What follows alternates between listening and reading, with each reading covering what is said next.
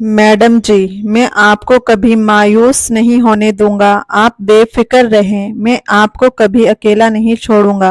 विधवा होने के बाद आज मैंने पहली बार अपने से कम उम्र के लड़के को बहाने से बेडरूम में बुलाया था। ऐसी हालत में मुझे बेड पर लेटे हुए शर्म सी आ रही थी। हम दोनों की उम्र में काफी फर्क था, लेकिन ये गलती मैं कभी नहीं भूल सकती, क्योंकि मैं जिसको बच्चा समझ रही थी वह तो मुझे विधवा हुए 10 साल गुजर चुके थे। तब से अब तक कभी किसी मर्द में दिलचस्पी महसूस नहीं हुई थी। अपने पति की अचानक मौत के बाद उनका कारोबार संभालना और अपने एकलौते बेटे संदीप की परवरिश करने में ही लगी रहती थी।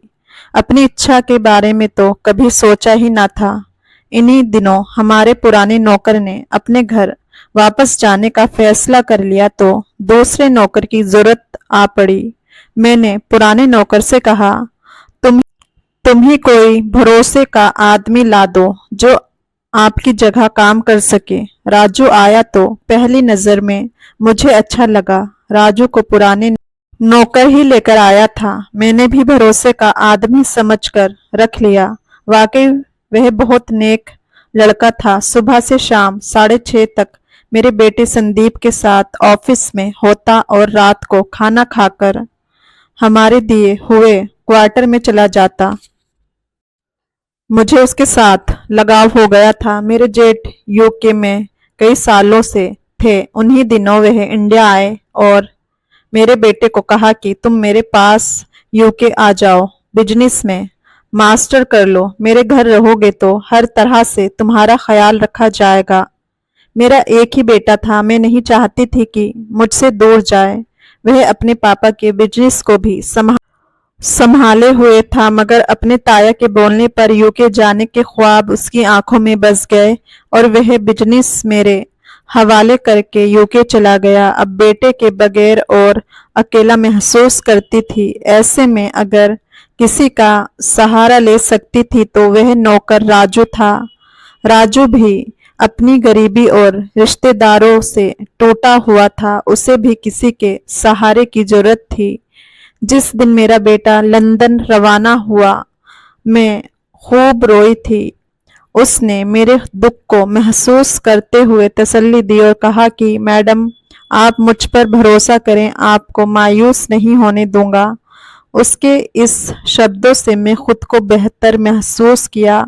उस वक्त मुझे एहसास हो रहा था कि जिस बेटे के लिए उम्र के सुहाने दिन खो दी, उसको पाल पोस कर बड़ा किया, वही मुझे छोड़कर चला गया था। मैं अपने कमरे में बैठी बेटे की यादों में खोई हुई थी। आज मुझे जिंदगी की तमाम चीज याद आ रही थी। ऐसे में हमदर्दी के चंद लम्हों के लिए मेरा नौकर मेरे पास आ गया। उसकी नजरें मेरे उदास चेहरे पर थी। उसने मुझे दिल से दिलासा दिया। मेरे बेटे को गए 4 साल हो गए। 4 साल गुजारने के बाद अब मेरा नौकर एक जवान मर्द दिखाई दे रहा था। मेरे दिल में ख्वाहिश हो गई कि मेरा गम बांट ले और हम खूब जी भरकर बातें करें, मगर मेरे और उसके बीच जो दूरी थी उसको खत्म करना उसकी बस की बात नहीं थी और ना मेरे बस की। वह नौकर था और मैं मालकिन। उस दिन के बाद मैं हर तरह से उसका ख्याल रखने लगी और वह भी पहले से ज्यादा मेरी बात मानने लगा। कई बार सोचा कि अगर मैं इस जिंदगी को छोड़कर एक बार फिर से नई जिंदगी के बारे में सोचती तो यकीनन इसी तरह के जीवन साथी की इच्छा करती, जो औरत की इज्जत करने के साथ उसके दिल की बातों को भी जानता हो। लेकिन जिंदगी के इस मोड़ पर मेरा जवान बेटा था और मेरी उम्र 42 साल थी। इस तरह की इच्छा करना सिर्फ सपना ही था। मेरी और राजू की उम्र में बहुत फर्क था। वह उम्र में मेरे बेटे के बराबर था। उसकी उम्र 20 साल थी। उसने मेरे हर गम में मेरा साथ दिया। उसके कारण मुझे वह एहसास मिला जो किसी भी औरत को उस वक्त डर का होता है जब वह अकेली और मजबूर बगैर सहारे की जिंदगी गुजार रही हो। अगर दौलत भी एक सहारा होता है, मगर ये इतना मजबूत सहारा नहीं होता। कभी कभी तो दौलत औरत को बहुत ज्यादा नखरे कर देती है। उन्हीं दिनों से मेरा नौकर राजू मेरा ज्यादा ख्याल रखा था और मेरे दिल में उसके लिए जो जज्बात पैदा हो रहे थे वो मेरी उम्र की औरत को शोभा नहीं देते थे। मैं तो एक बच्चे की माँ बनी और विधवा हो गई। मेरी मांगे और आरज़ू अधूरी रह गई, जबकि मैं अपनी जिम्मेदारी से कभी पीछे नहीं हटी। लेकिन फिर भी कभी कभी सोचती काश मेरी एक और औलाद होती, और कभी सोचती कि क्यों नहीं मैंने अपना घर बसाया था। आज मेरे आसपास मेरे अपने तो होते, और अब जब भी राजू हिसाब किताब देने आता है मेरे सामने बैठा होता, मेरी नीयत अजीब हो जाती। मैं किस तरह उसको अपनी नीयत बताती कि दोबारा से अपना घर बसाना चाहती हूँ। अब समझ में आया कि क्यों विधवा को घर दोबारा बसा लेना अच्छा होता है। लोग कहते हैं कि विधवा का शादी कर लेना कोई जुर्म नहीं, और मैं इन बातों से अच्छा महसूस नहीं किया करती थी। गुस्सा आता, ये क्यों ऐसी बातें मेरे सामने करते हैं। विधवा होना कोई जुर्म तो नहीं। मेरे पास दौलत, घर और औलाद सब कुछ है। मुझे किसी की भी सहारे की जरूरत नहीं है। मगर अब लगता है कि औरत का जीवन साथी होना जरूरी है। एक दिन हम दोनों गाड़ी में सब्जी लेने मार्केट जा रहे थे। कार एक जगह सिग्नल बंद होने के कारण रुकी तो एक भिखारी ने हाथ फैलाकर कहा, कुछ दे दो, भूखा हूँ। मालिक आपकी जोड़ी सलामत रखे। मैंने 30 रुपए उसको दिए और कार आगे बढ़ा दी। मैं हैरानी से राजू की तरफ देखी, कुछ हैरान सा हो गया था। तभी उसकी हैरानी को दूर करने के लिए मैं बोली, कमाल है, कभी कभी भिखारी भी ना कैसी अनहोनी बातें कह देते हैं। अभी इस उम्र में भी कोई औरत शादी कर सकती है? क्यों नहीं मालकिन, आप किसी तरह भी ज्यादा उम्र की नहीं लगती, जबकि मैं आपसे उम्र में ज्यादा लगता हूँ। उसकी ये बात सुनकर मेरे दिल में खुशी का दरिया बहने लगा। मैंने कहा, इंसान को स्मार्ट बनना चाहिए, अपने आप का ख्याल रखना चाहिए। सुनो राजू, मगर तुम तो ऐसे काम में मगन हो गए हो कि अपने शरीर का भी तुम्हें होश नहीं रहा। कहने लगा तो मैंने कह दिया, लेकिन ये बात करके खुद ही शर्मिंदा हो गई। अब मुझे देखकर उसने मेरी नियत को दूर करना चाहा। मैडम सही है, आप वाकई अपनी उम्र से 14 वर्ष कम लगती हैं। बस रहने भी दो, तुम मुझे एक गलत फहमी में डाल रहे हो। मैडम मैं सच्ची कह रहा हूँ, आप अभी भी बहुत खूबसूरत हैं। खुद से बेशक कम उम्र की लगती हैं। आपने जिंदगी में क्या देखा? आपको तो सिर्फ अपने बच्चों की परवरिश और उनकी देखभाल की फिक्र रही। चाहे तो आप नई खुशियां हासिल कर सकती हैं। क्या कह रहे हो राजू? मैं हंस पड़ी। क्यों मुझे बहला रहे हो? नहीं नहीं, मैं अपनी औकात से आगे बढ़ गया था। फिर बोला, माफी चाहता हूँ, शायद आपको मेरी बातें अच्छी नहीं लगी।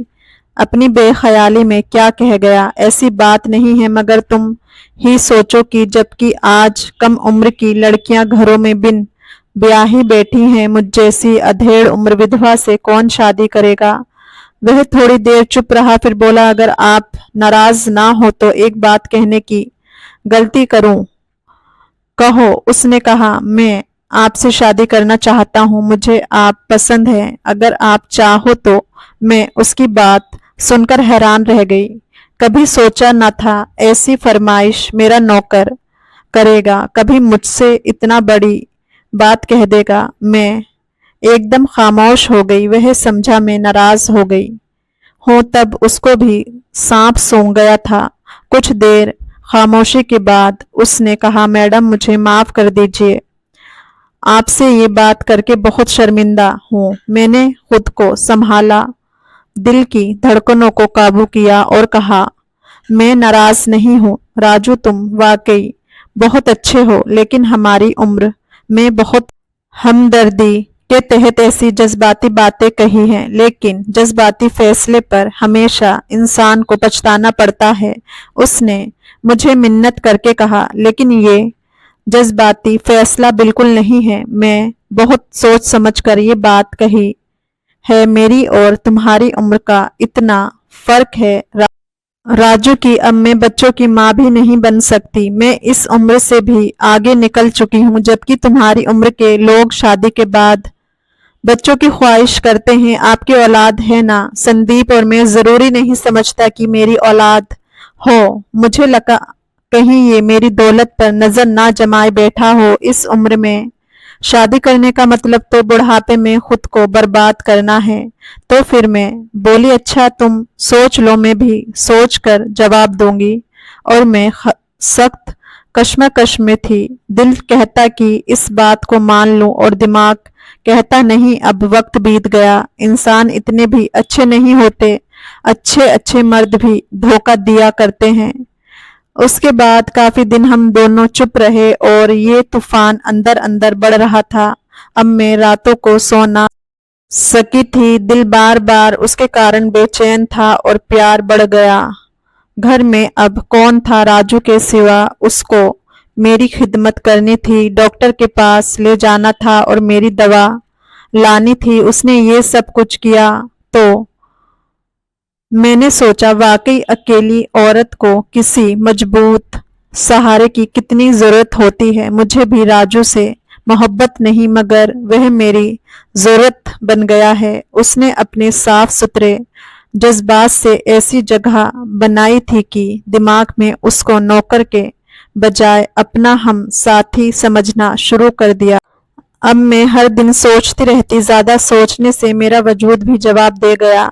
सर में दर्द रहने लगा। मैं बिजनेस के मामले से भी हाथ उठा लिया, सारी जिम्मेदारी राजू को दे दी थी। एक दिन सर में बहुत दर्द था, और मैं अपने हाथों से अपना सर दबा रही थी कि राजू ऑफिस से आ गया। उसके हाथ में कुछ फाइलें थी। मेरे कमरे में आने की इजाजत मांगी। मैं भी कहा कि आ जाओ। मैंने कहा, यही मुझे फाइल दिखा दो, मगर मेरा सर दर्द से फट रहा है।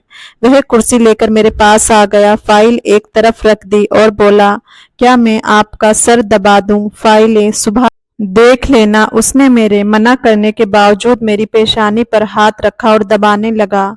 मुझे सुकून मिला। बेशक मुझे बहुत सुकून मिल रहा था। हालांकि मैं पति की मौत के बाद कभी किसी मर्द की तरफ आंख उठाकर भी नहीं देखा था, और आज इज्जत की जिंदगी गुजार रही थी। कभी कभी कोई कमजोरी इंसान को अपने बस में कर लेती है। बस में आंखें बंद कर ली और यूं जाहिर किया जैसे कुछ होश ना हो। उस वक्त राजू ने भी जान लिया कि मैं क्या सोच रही हूँ। वह मेरे कमरे से चला गया, बोला, मैडम आपकी तबीयत ठीक नहीं है, आप आराम करें, मैं सुबह फाइल चेक करवा दूंगा। वह अगले दिन भी ना आया, और ना उसके बाद वाले दिन। तभी मैंने उसको फोन किया।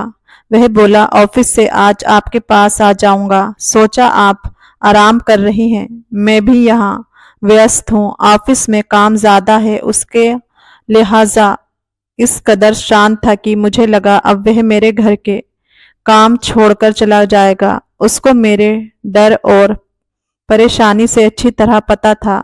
शाम को वह आ गया, मुझसे कुछ फाइलें चेक करवाई, कुछ कागजात पर दस्तखत करवाने थे, वह भी कर दिए। तब उसने कहा, मैडम आपने मेरी बात का जवाब नहीं दिया अभी तक। शायद आप इतने जरूरी फैसले से डरती हैं, शायद आपको मुझ पर भरोसा नहीं। कोई बात नहीं, हम भुला देते हैं कि हमारे बीच कोई ऐसी बात हुई है। आप भी अपने आप को मजबूत रखें ताकि आपके बिजनेस पर बुरा असर ना पड़े, और बिजनेस पर पहले की तरह दिलचस्पी लें। मेरे बेटे संदीप ने काफी पैसे मंगवा लिए हैं। अब मैं और ज्यादा बिजनेस पर ध्यान देने लगी। मेरे गम के बादल छट गए, मगर उसका ख्याल दिल से ना गया।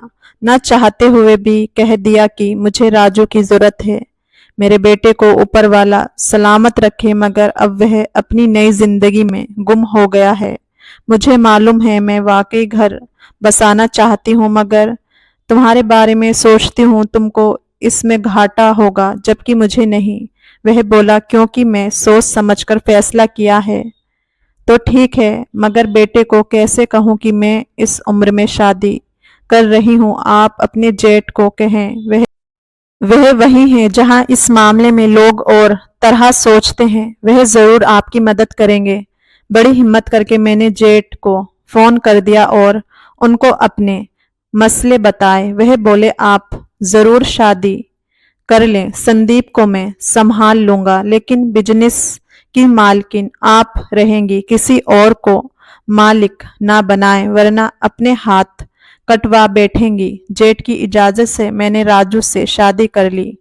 उन्होंने बेटे को बाद में बता दिया, मगर इस बात पर राजी ना कर सके कि वह माँ की दूसरी शादी को स्वीकार कर लेता। वह बहुत नाराज हुआ और उसने मुझसे सारे रिश्ते खत्म कर लिए।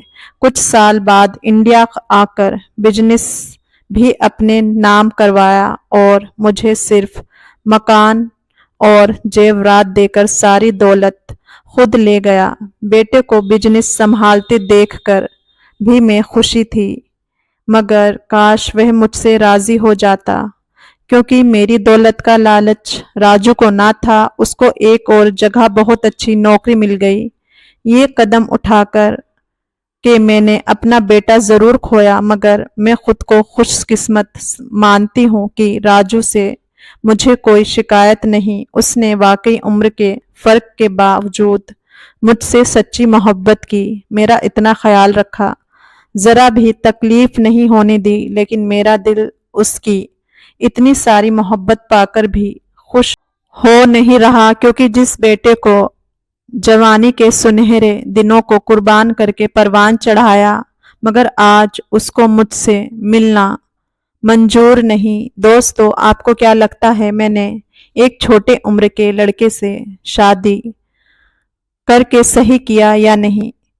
दोस्तों, कहानी जरा भी पसंद आई हो तो लाइक, शेयर और चैनल को सब्सक्राइब जरूर से करें। फिर मिलेंगे एक और नई इंटरेस्टिंग कहानी के साथ। तब तक के लिए अपना ख्याल रखिए।